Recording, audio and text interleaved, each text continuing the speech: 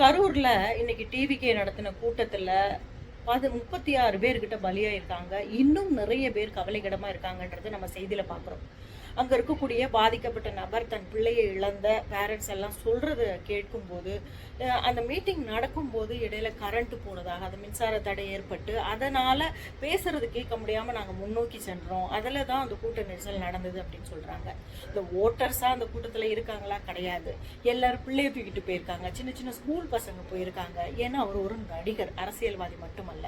மேலும் ஒரு தலைவராக ஒரு கட்சியை லீட் பண்றோம், லட்சக்கணக்கான பேர் வராங்க அப்படின்னு சொன்னா, பொதுமக்கள் வராங்க அப்படின்னா அதுக்கான அவர்களுக்கான அந்த பாதுகாப்பு உறுதி செய்யப்படுதான்னு பார்த்துருக்கணும். டிவிகேயுடைய தவறு, தலைவர் விஜய் அவர்களுடைய தவறு.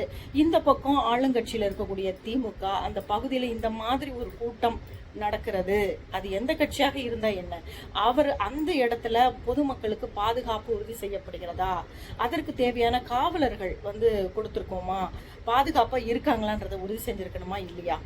திமுக கூட்டம்னா கொத்து கொத்தா காவலர்களை நம்ம அங்கே பார்க்குறோம்.